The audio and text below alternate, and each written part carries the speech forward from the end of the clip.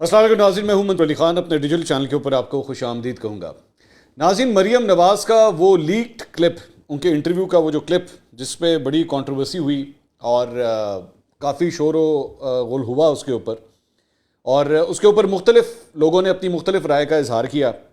ظاہری بات ہے، ایک رائے یہ تھی کہ جناب اس کو کیوں نہیں دکھایا گیا، ایک رائے یہ تھی۔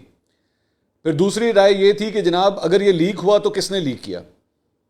ایک دوسرا پوائنٹ آف ویو سوال یہ تھا۔ اور تیسرا سوال ایک یہ تھا کہ جی ہم اس پہ کیا کر رہے ہیں، ظاہری بات ہے انٹرویو تو میں نے کیا تھا نا، تو ہم اس کے اوپر کیا کر رہے ہیں اور یہ معاملہ کہاں تک پہنچا ہے۔ میں نے اس سے جس دن یہ ویڈیو لیک ہوئی تھی تو میں نے اس دن صرف ایک دفعہ اپنا یہ موقف دیا تھا، صرف ایک دفعہ، کہ یہ لیک اگر ہوئی ہے اور یہ ہم نے کیوں نہیں انٹرویو میں اس کو شامل کیا، اس کی ریزن کیا تھی۔ میں ایک ایک کر کے اب جو ہم نے تحقیقات کی ہیں، ہم اتنے دن سے جو خاموش تھے اور مزید اس کے اوپر بات نہیں کر رہے تھے، اس کی یہی ریزن تھی کہ میں پہلے پراپر اپنی تحقیق کرنا چاہ رہا تھا۔ میں چاہ رہا تھا کہ میں اس شخص تک پہنچوں اور پوری ٹریل نکال کے ثبوتوں کے ساتھ، لفظ میں بار بار کہہ رہا ہوں، ثبوتوں کے ساتھ۔ میں صرف شک کی بنیاد کے اوپر کسی کے ساتھ زیادتی نہیں کر سکتا، میرا ضمیر مجھے اجازت نہیں دیتا اس بات کی۔ ہم نے یہ سارے ثبوت اب اکٹھے کر لیے ہیں، ہم نے بندے کا سراغ لگا لیا ہے، ٹھیک ہے، یہ میں پہلے کلیئر کر دوں۔ اور اب میں آپ کو تھوڑی دیر میں پوری کہانی سنانے لگا ہوں کہ واردات ڈلی کس طرح ہے، تاکہ آپ کو پتہ لگے کہ یہ سب کچھ کیا ہوا ہے۔ سب سے پہلے جو ایک نقطہ تھا کہ جی اس کلپ کو جو ہے وہ کیوں شامل نہیں کیا گیا انٹرویو میں، وہ میں آپ کو پہلے بتا چکا ہوں کہ یہ میرا فیصلہ تھا، اور یہ فیصلہ اس لیے تھا کیونکہ مریم نواز نے اس وقت یہ کہہ دیا تھا کہ جی اس کو پلیز ریکارڈ مت کریں۔ تو جب میں نے، میرا پہلے بھی یہی موقف تھا، اور میں آئندہ آنے والے دنوں کے حوالے سے بھی بتا دوں، آئندہ کے سالوں میں میرا کبھی بھی کوئی انٹرویو ہوگا، میں اس کے حوالے سے اپنے اسی اصول پہ قائم رہوں گا کہ اگر مجھے کسی نے کہہ دیا جی پلیز اس کو ریکارڈ مت کریں، تو پھر یہ چیز میں استعمال نہیں کر سکتا، میں اس کو آن ایئر نہیں کر سکتا۔ آپ کرتے رہیں مجھ سے لاکھ اصطلاح، مجھے پتہ ہے میں شہباز گل صاحب اور جتنے لونڈے لپاڑے ان کے رکھے ہوئے ہیں سارے بہت اس کے اوپر جو ہے، ظاہری بات ہے وہ تو اپنی سیاست چمکا رہے تو وہ کرتے رہیں، ظاہری بات ہے ایک پروپیگنڈا کے تحت، ایک ایجنڈے کے تحت یہ سارا کچھ کر رہے ہیں، وہ کرتے رہیں 100 دفعہ۔ یہی ان میں سے زیادہ تر جو تھے وہ آج سے صرف اس واقعے سے 2 ہفتے پہلے تک بیٹھ کے کہہ رہے تھے جی کیا زبردست انٹرویو ہوا ہے، بڑے زبردست سوال کیے ہیں، لیکن ظاہری بات ہے اب چونکہ موقع ملا تو انہوں نے کہا چلو جی ایدے ذرا اپنا ڈونگا بھی پاؤ وچ، ذرا یہ والی حرکتیں، وہ خیر ہے وہ کرتے رہیں گے، انہوں نے ایک ایجنڈے کے تحت یہ سارا کچھ کرنا ہے۔ تو لیکن میں تو ابھی بھی یہ کہہ رہا ہوں کہ آئندہ بھی میں یہی کروں گا، کیونکہ میری نظر میں یہی صحافتی اصول ہے۔ ایک بات، اب آ جائیں اس ایشو کے اوپر کہ ہوا کیا، واقعہ کس طرح پیش آیا۔ میں نے پہلے جب اپنا ویلاگ کیا تھا تو اس کے اندر میں نے کہا تھا کہ جی ہمیں 2 چیزوں کا شک ہے، 2 چیزوں کا۔ ایک یہ کہ یہ ڈیٹا ڈائریکٹلی ہمارے اس ایک کمپیوٹر سے چوری ہوا ہے، اور دوسرا شک یہ تھا کہ یہ ہیک ہوا ہے، کیونکہ جس کمپیوٹر کے اوپر یہ کام ہو رہا تھا اس کے ساتھ انٹرنیٹ کا کنیکشن بھی تھا، لگا ہوا تھا، اور ہو سکتا ہے کہیں یہ ہیک تو نہیں ہوا۔ اور اس کے لیے پھر ہم نے تحقیقات کا آغاز کیا، ہم نے CCTV جو کیمرے وہاں پہ ہمارے پاس لگے ہوئے تھے، ہم نے اس کی فوٹیج بھی چیک کی۔ اب میں آپ کو اس کی مزید تفصیلات بتاتا ہوں۔ یہ ڈیٹا، اب ہم یہ کہہ سکتے ہیں کہ یہ ڈیٹا جو ہے یہ چوری کیا گیا ہے، اور چوری ہیکنگ کے ذریعے نہیں کیا گیا، ایکچولی اس کمپیوٹر سے چوری کیا گیا ہے، نکالا گیا ہے۔ اب ظاہری بات ہے آپ کا اگلا سوال یہ ہوگا جی آپ کے پاس کیا ثبوت ہے اس بات کا؟ جی بالکل میں بتاتا ہوں آپ کو، اور اب آپ نے غور سے نا پوری ٹائم لائن میرے ساتھ سننی ہے کہ ہوا کیا ہے، یہ پوری ایک ایک کر کے ٹائم لائن سننی ہے۔ اس کمپیوٹر تک ایکسس 5 یا 6 لوگوں کا تھا، اور انٹرسٹنگ بات یہ ہے، یہ بھی میں آپ کو بتا دوں کہ جب سے وہ انٹرویو ریکارڈ ہوا اور جب یہ جا کے لیک ہوا، اس پورے 16 تاریخ کو، 16 مارچ کو یہ انٹرویو ریکارڈ ہوا، اور 10 اپریل کو جا کے یہ لیک ہوا، وہ جو کلپ ہے وہ لیک ہوا۔ اس پورے عرصے کے دوران میں خود اس کمپیوٹر کے پاس نہیں گیا، یعنی میں نے بذات خود، جس نے یہ انٹرویو ریکارڈ کیا تھا، میں خود بھی اس کمپیوٹر کے پاس نہیں گیا، کیونکہ یہ ہماری ایڈیٹنگ لیب کے اندر یہ کمپیوٹر پڑا ہوا ہے، تو میں خود بھی اس کے قریب نہیں تھا۔ بہرحال کیونکہ ظاہری بات ہے میری ٹیم وہاں پہ کام کرتی ہے۔ اچھا، اس کے بعد 16 تاریخ کو یہ انٹرویو ریکارڈ ہوتا ہے، اور دوپہر کے ٹائم پہ یہ انٹرویو ریکارڈ ہوتا ہے۔ جاتی عمرہ میں مریم نواز صاحبہ اور شریف فیملی کا جو گھر ہے وہاں پہ یہ انٹرویو ریکارڈ ہوتا ہے۔ اس کے بعد یہ واپس آتا ہے، یہ اس کی ساری ریکارڈنگز وغیرہ واپس آتی ہیں، اور اس کے اوپر ایڈیٹنگ کا کام شروع ہو جاتا ہے۔ میرا پروگرام ہوتا ہے 17 مارچ کو جمعے والے دن، 17 اگلے دن ہمارا پروگرام آن ایئر ہونا ہے 8 بجے، اور تقریباً 8 بجے ہی ہم نے یوٹیوب کے اوپر بھی اس کلپ کو چڑھا دیا تھا۔ کیونکہ ہم نے یہ فیصلہ کیا تھا کہ سما کے اوپر اور ہمارے یوٹیوب چینل کے اوپر ایک ہی وقت میں یہ انٹرویو آن ایئر ہوگا. ہم یہ نہیں کر سکتے تھے کہ بے شک فوٹیج ہمارے پاس پڑی ہوئی ہے تو ہم سما کے ٹائم سلاٹ سے پہلے اس کو لیک کر دیں یا پہلے اس کو ریلیز کر دیں. یہ نہیں ہو سکتا تھا. ہم نے ڈیسائیڈ کیا تھا کہ ایتھیکلی یہ دونوں ایک ہی وقت میں ریلیز ہوں گے, اور ہم نے یہ بھی فیصلہ کیا تھا کہ یہ 2 پارٹس میں ہوں گے, اور جس وقت سما کے اوپر دوسرا پارٹ جائے گا اسی وقت ہمارے یوٹیوب چینل کے اوپر بھی دوسرا پارٹ جائے گا. تو 17 تاریخ کو اس کے اوپر ایڈیٹنگ ہو رہی تھی, 16 کو بھی ہو رہی تھی, 17 کو بھی ایڈیٹنگ ہو رہی تھی, اور اس کے بعد یہ پہلا پارٹ جو ہے وہ رات کو 8 بجے پلے ہو جاتا ہے. یہ جو پرٹیکولر پورشن ہے, یہ جو لیکڈ پورشن ہے, یہ ایکچولی پارٹ 2 کے اندر جا کے آتا تھا. یعنی کہ سیٹرڈے جو جمعے کے بعد جو ہفتے والے دن پارٹ 2 آنا تھا, یہ اس حصے میں جا کے یہ کلپ آتا تھا. تو میری ٹیم نے اس کو 17 تاریخ کو ہی, پہلے ہم نے 8 بجے سے پہلے پارٹ 1 کو تیار کر کے ہم نے اس کو آن ایئر کر دیا. اس کے بعد اگلے دن کے لیے بھی جو ہے وہ میں نے اس کے اوپر ورکنگ شروع کروا دی تھی, اور میں نے ان سے کہا تھا کہ یار اس کو اگلے دن پہ مت لے کے جانا, اس کو یعنی کہ 18 تاریخ پہ مت لے کے جانا, 17 تاریخ کو ہی اس کی ایڈیٹنگ کمپلیٹ کر دینا, تاکہ اگلے دن جو ہے نا وہ ہمارے پہ کام کا اتنا بوجھ نہ ہے. اس کے takes a lot of time. تو ہم نے یہ فیصلہ کیا. 18 تاریخ کو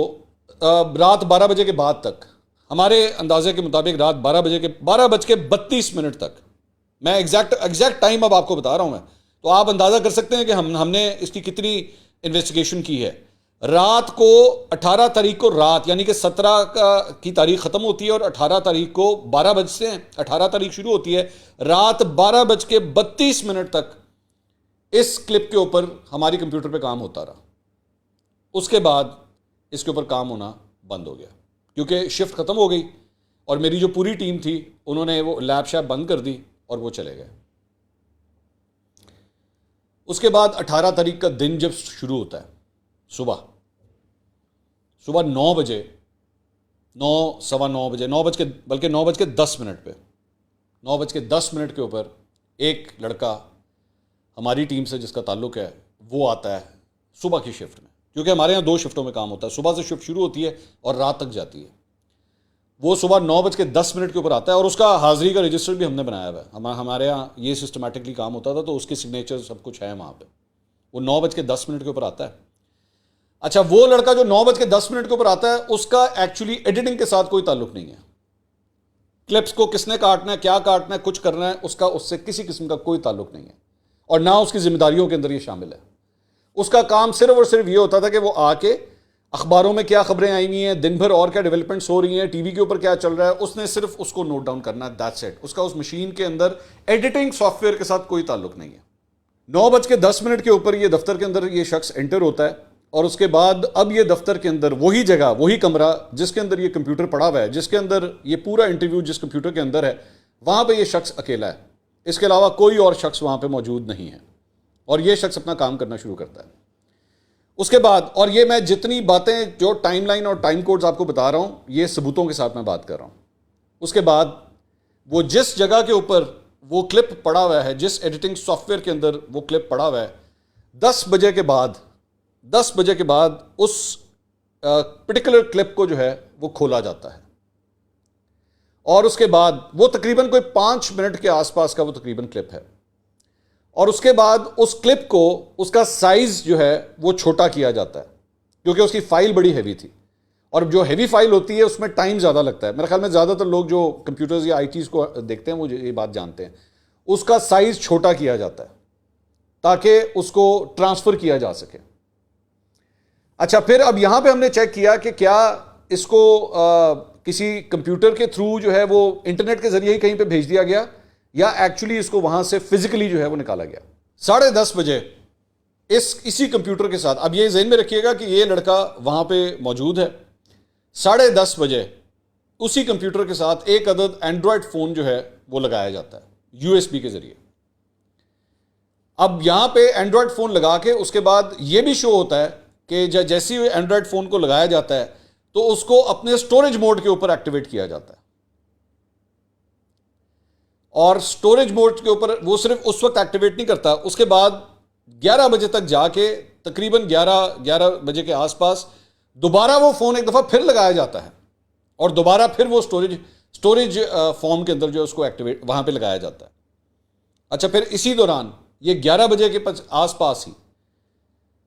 یوٹیوب کے اوپر جا کے یہ سرچ کیا جاتا ہے کہ how to sign out of your how to sign out from your Google account in an Android phone. کہ یعنی وہ آپ ذہن میں رکھیے گا کہ اینڈرائڈ کے اندر جو ہے وہ گوگل ہارڈ ڈرائیو کا فنکشن بھی ہوتا ہے, جس میں ایکچولی آپ کوئی بھی فوٹیج, کوئی بھی تصویر, کوئی بھی ٹیکسٹ, کوئی بھی چیز جو ہے وہ وہاں پہ اپلوڈ کر دیتے ہیں. تو اس کے بعد یوٹیوب کے اوپر جا کے سرچ کیا جاتا ہے کہ جی سائن آؤٹ کس طرح کرتے ہیں, یعنی کہ وہ اب اپنا اکاؤنٹ بھی چینج کرنا چاہ رہا تھا. اب اس دوران وہاں پہ اور کوئی شخص اس کمپیوٹر کے ساتھ نہیں کام کر رہا تھا, نہ اس کا کوئی ایکسس تھا. اب کمرے صرف ایک کمرہ ہے, اس ایک کمرے میں ایک کمپیوٹر ہے جہاں پہ یہ کلپ پڑا ہوا ہے. اس کلپ کو چھوٹا کیا جاتا ہے, کمپریس کیا جاتا ہے, اس کے بعد اسی کمپیوٹر کے ساتھ ایک فون لگایا جاتا ہے. ہمارے پاس فون کی بھی تفصیلات ساری ہیں, یہ نہیں ہے کہ میں صرف آپ کو ویسے ہی بتا رہا ہوں, فون کی بھی ڈیٹیلز ہیں ہمارے پاس ساری. اور اس کے بعد جا کے پھر یہ بھی چیک کیا جاتا ہے کہ جناب اپنے گوگل اکاؤنٹ سے سائن آؤٹ کس طرح کرتے ہیں اور دوسرے گوگل اکاؤنٹ میں کس طرح سائن ان کرتے ہیں. یہ سارا دیکھا جاتا ہے کہ یہ ظاہری بات ہے یوٹیوب کے اوپر یہ ساری چیزیں پڑی ہوتی ہیں. تو یہ ہم نے تحقیقات جو ہیں وہ اب کر لی ہیں. بندے کا ہمیں پتہ لگ گیا کہ یہ بندہ کون ہے, کیونکہ میں اس وقت بھی یہ بات کہہ رہا تھا, اور اب وہ بندہ ہماری ٹیم میں نہیں ہے. یہ بھی میں ذرا کلیئر کر دوں کہ اب وہ بندہ ہماری ٹیم کا حصہ نہیں ہے. بہت سے لوگوں نے مجھے بہت سے سوال کیے کہ جناب آپ نے یہ کہہ دیا اور آپ نے آنی جانی کر دی, بات ختم کر دی, آپ نے دیکھا ہی نہیں کہ یہ کیا ہو رہا ہے, آپ نے چیک ہی نہیں کیا. ہم پراپر اس کی انویسٹیگیشن کر رہے تھے, اور جب تک میں اس نتیجے پہ نہیں پہنچا تھا. اس کے اندر بائی دا وے میں آپ کو یہ بھی بتا دوں کہ یہ صرف ہماری ٹیم کا کام نہیں ہے. ہم نے ایک آئی ٹی ایکسپرٹ کو اس کے بعد بلایا اور اپنا وہ کمپیوٹر اس کے حوالے کیا. اس نے وہ کمپیوٹر خود چیک کیا اور اس کے بعد یہ ڈیٹا نکال کے دیا. اور یہ جب میں یہ ساری باتیں کہہ رہا ہوں تو یہ سارا ڈیٹا, اس کا سارا جو ریکارڈ ہے, جو جسے لاگ کہتے ہیں, ہر قسم کا پورا لاگ ہمارے پاس اب موجود ہے. ٹھیک ہے, اب اصل کہانی ہے. اچھا اس کے اندر میں نے مطلب سوشل میڈیا کے اوپر بہت سے ایسے لونڈے لپاڑے بھی تھے خاص طور پہ, اور انٹرسٹنگ بات یہ ہے کہ اس میں سے چند ایسے صحافی شامل تھے, جو میرے لیے زیادہ افسوس کی بات ہے, چند ایسے صحافی شامل تھے جنہوں نے یہاں تک کہا کہ جی ہمیں تو لگتا ہے منصور علی خان نے خود اس کو لیک کیا. انہوں نے یہاں تک اس قسم کے گھٹیا الزامات بھی لگائے. تو بھائی بات یہ ہے کہ میں سب سے پہلے, آج اس وقت پی ڈی ایم کی گورنمنٹ ہے اور نون لیگ کی اپنی حکومت ہے, ٹھیک ہے, میں سب سے پہلے تو یہ موقع دوں گا کہ اس کے اوپر جو ہے وہ مریم نواز صاحبہ, کیونکہ ظاہری بات ہے انٹرویو ان کا تھا, وہ اس کی ایک آفیشیل کمپلینٹ وہ لانچ کریں, وہ خود لانچ کریں, تاکہ ہماری پوری ٹیم اور ہمارا جتنا یہ ڈیٹا ہے اور جتنا ثبوت ہم نے اکٹھا کیا ہے, یہ سارا کا سارا ہم ان کو خود حوالے کرنے کے لیے تیار ہیں, تاکہ وہ آ کے خود بھی, جس طرح ہم نے یہ ٹریل ڈھونڈی ہے, وہ اس ٹریل کو فالو کریں. میرا ایکسس جہاں تک تھا, میرا ایکسس جس جگہ تک تھا, میں وہیں تک کر سکتا تھا. اس سے آگے قانون نافذ کرنے والے ادارے جو ہیں نا, وہ انویسٹیگیشنز کر سکتے ہیں کہ فون جو ہمارے پاس جس کی ڈیٹیل ہے, کیا وہ فون استعمال ہوا یا نہیں ہوا, اور کس طریقے سے یہ ڈیٹا ٹرانسفر ہوا یا نہیں ہوا. یہ ساری چیزیں مزید آگے جو ہے قانون نافذ کرنے والے ادارے, وہ شخص کون ہے, اس شخص کا آئیڈینٹیفیکیشن کیا ہے, اس شخص کے بینک اکاؤنٹس, ایوری ڈیٹیل, اب یہ قانون نافذ کرنے والے اداروں کا کام ہے. اور میں خود چاہوں گا کہ اس کے اوپر وہ لوگ ایکشن لیں, اور اگر وہ نہیں کرتے تو شاید میں خود اس کو جو ہے F I A cyber crime wing کے اندر جو ہے میں خود کمپلینٹ لانچ کر دوں. لیکن اس کا پہلا موقع میں خود مریم نواز صاحبہ کو اس ویڈیو کے ذریعے میں دینا چاہتا ہوں. اس کی وجہ یہ ہے تاکہ وہ اس کیس کے اندر ایک وکٹم ہے, اور میں بھی اسی طرح ایک وکٹم ہوں, کیونکہ یہ ڈیٹا میرے پاس تھا. بہت سے لوگوں نے یہ بھی کہا او جی آپ اگلے کے اوپر آپ ڈال رہے ہیں اور آپ اگلے کی بات کر رہے ہیں. نہیں, میرے پہ ذمہ داری تھی ایک صحافی ہونے کے ناطے, ذمہ داری پھر بھی میں لیتا ہوں اس بات کی, لیکن میرے ساتھ بھی دھوکہ کیا گیا, میرے ساتھ بھی جو ہے یہ چوری کی گئی. ایک ایسی چیز جس کا میں نے فیصلہ کر لیا تھا کہ یہ کبھی بھی پبلک نہیں کرنی, اس کو پبلک کر دیا گیا. اب بہت سے لوگوں نے یہ بھی سوال کیا کہ جی یہ وہاں پہ پڑا کیوں ہوا تھا. یہ پڑے وہاں پہ رہنے کی وجہ یہ تھی کہ میری ٹیم جو ہے, ان کو انسٹرکشنز ہوتی ہیں کہ جب میں نے اگر ویسے وربلی آپ کو ایک دفعہ کہا ہے ایک چیز کو, آپ اس کو الگ کر دیں, آپ نے اس کو فائنل ڈیلیشن سے پہلے ایک دفعہ مجھے ضرور دکھانا ہے آپ نے کہ کیا یہ وہی چیز ہے جو ہم نے الگ کرنی تھی. اور اس چیز کا جب انتظار کیا جا رہا تھا تو اس سے پہلے یہ کارروائی ڈال دی گئی اور اس ڈیٹا کو لیک کر دیا گیا. تو میں خود چاہتا ہوں کہ اس کی پوری طرح انویسٹیگیشن کریں, اور وہ جو بندہ ہے اب آگے قانون نافذ کرے. ظاہری بات ہے میں یہاں پہ گاڑی میں کوئی بدماش نہیں ہوں کہ میں گاڑی میں بیٹھوں جا کے اس کو اٹھا کے لے آؤں اور میں اٹھا کے اس کی چھتر پریڈ کروں یا میں اس کو بند کروں. That's not my job. اور باقی جو چیزیں باقی جو ایکسیس ہیں اس کا آگے کس سے تعلق تھا, اس نے آگے کس کو یہ ٹرانسفر کیا ہے, میں نہیں جانتا, کیونکہ میرے پاس صرف وہیں تک کی ڈیٹیل ہے جہاں تک میرا دائرہ کار ہے یا میرے دفتر کی جو حدود ہیں, میں صرف وہاں تک یہ ڈیٹیل شیئر کر سکتا ہوں. تو میں یہاں پہ اپنی اس پوری ٹیم کو بھی میں داد دینا چاہوں گا, کیونکہ سب ایک دوسرے کو جو ہے وہ بہت شک کی نگاہ سے دیکھ رہے تھے. میری پوری ٹیم کے اندر جو ہے ظاہری بات ہے پچھلے چند دنوں سے یہ ایک بہت بڑا ایک سٹگما تھا ہمارے اوپر جس کو ہمیں کلیئر کرنا تھا, اور انہوں نے دن رات لگایا ہے اس کے اوپر, اس کو ٹریس کرنے کے لیے. اور یہ جو آئی ٹی ایکسپرٹ ہیں یہ میری ہی ٹیم میں سے کسی نے مجھے سجیسٹ کیا کہ جی آپ ان کو لے کر آئیں اور ان کو چیک کروائیں پورا کمپیوٹر, اور پھر ہم نے کیا یہ. سو اللہ کا شکر ہے we have been able to do that. اب آگے کام جو ہے قانون نافذ کرنے والے اداروں کا ہے کہ وہ اس کے اوپر آ کے ایکشن لیں, اور اللہ کرے وہ لیں, بالکل لیں آ کے, تاکہ کسی بھی شخص کے ساتھ جو ہے نا یہ ڈیٹا جس طرح چوری کیا جاتا ہے یہ نہ ہو کبھی کسی کے ساتھ. تو یہ ساری خبر تھی جو میں آپ کے ساتھ جو ہے وہ میں شیئر کرنا چاہ رہا تھا. ہمارے پاس جو ساری اس کی ڈیٹیلز ہیں, ظاہری بات ہے میں اس کو یہاں پہ آپ کو اسکرین کے اوپر نہیں اس لیے نہیں دکھاؤں گا کیونکہ میں چاہتا ہوں کہ اگر یہ نہ ہو کہ وہ وائپ آؤٹ ہو جائے, کوئی چیز وائپ آؤٹ ہو جائے, لیکن ہم نے ٹریس پورا نکال لیا. اس کے علاوہ ایک اور خبر جو آپ کے ساتھ شامل کرنی ہے, سپریم کورٹ آف پاکستان میں جناب آج ایک بڑی ڈیولپمنٹ ہوئی ہے, اور وہ یہ ہے کہ آج اسٹیٹ بینک کے گورنر اور سیکرٹری خزانہ اور فائنانس سے تعلق رکھنے والے جو عہدیدار ہیں, بیوروکریٹس ہیں, ان کو سپریم کورٹ آف پاکستان میں بلایا گیا تھا اور ان چیمبر جو ہے ان سے بریفنگ دی گئی. اور اس کے بعد یہ خبر آئی ہے کہ چیف جسٹس آف پاکستان نے اسٹیٹ بینک کو حکم دیا ہے کہ جناب آپ 21 ارب روپیہ الیکشن کمیشن آف پاکستان کے اکاؤنٹ میں شفٹ کر دیں. اب 2-4 پرابلمز ہیں یہاں پہ. پرابلم یہ ہے کہ کیا جو سوال ہے کہ کیا سپریم کورٹ آف پاکستان اس طرح کسی ادارے کو یہ آرڈر دے سکتی ہے کہ جی آپ 21 ارب روپیہ جو ہے وہ یہاں سے وہاں ٹرانسفر کر دیں. کیونکہ زیادہ تر لوگوں کے ذہن میں یہ تھا کہ اگر حکومت کو آپ نے آرڈر دیا اور حکومت اگر ان احکامات کو نہیں مانتی تو اس کے بعد آپ ان کے خلاف توہین عدالت کی کارروائی شروع کر سکتے ہیں کہ جی آپ کا حکم نہیں مانا جا رہا. لیکن ایکچولی ان کو سپر سیڈ کر کے, ان کو کراس اوور کر کے ڈائریکٹلی کسی کو جا کے کیا یہ آرڈر دیے جا سکتے ہیں؟ اس طرح تو پھر کل کو فار ایگزامپل میں تو چاہوں گا, بلکہ اگر تو ایسا ہی ہے, یہ میں اپنی دانش میں صرف میں ایک سوال کر رہا ہوں کہ اگر تو ایسا ہی ہے تو پھر کل کو پاکستان کے فورن میٹرز بہت سے ہیں, مسئلہ کشمیر ہمارا پھنسا ہوا ہے, اس کے اوپر آپ جو ہے وہ ایکشن لے سکتے ہیں. اس میں آپ دفتر خارجہ کو بلا لیں, سیکرٹری خارجہ کو بلا کے کہیں یار آپ انڈیا کے ساتھ بات کریں, ہم نے بیٹھ کے گول میز کانفرنس کرنی ہے, آئیں بیٹھ کے مسئلہ حل کرتے ہیں کشمیر کا. پانی کا مسئلہ آ رہا ہے, بلائیں یہاں پہ پانی کی جو واٹر اینڈ پاور کے جو سیکرٹری ان کو بلائیں, ہم نے ڈیم بنانا ہے. اس میں آپ کے یہاں پہ آٹے کی شارٹیج ہو رہی ہے, آپ فوڈ کی منسٹری کو بلائیں, ان سے کہیں جناب ہم آپ کو کہہ رہے ہیں کہ آپ آٹا جو ہے وہ امپورٹ کریں, گندم امپورٹ کریں. تو یہ ایک بہت بڑے ایک مزید ہم جو ہے نا وہ دلدل میں پھنستے جا رہے ہیں. یہ جس طرح یہ صورتحال آگے جا رہی ہے, سچویشن خراب ہوتی جا رہی ہے. اور آج شام کو مجھے نہیں پتا ویڈیو آپ کب دیکھتے ہیں, اب قومی اسمبلی کا اجلاس بھی جو ہے وہ اسپیکر نے بلا لیا. ویسے ان کیمرہ بریفنگ بھی آج ہونی تھی سیکیورٹی کے حوالے سے, لیکن اس آرڈر کے بعد اب کیا صورتحال ہوتی ہے یہ دیکھنے سے تعلق ہے. اگلی ویڈیو میں دوبارہ ملاقات ہوگی. اللہ حافظ.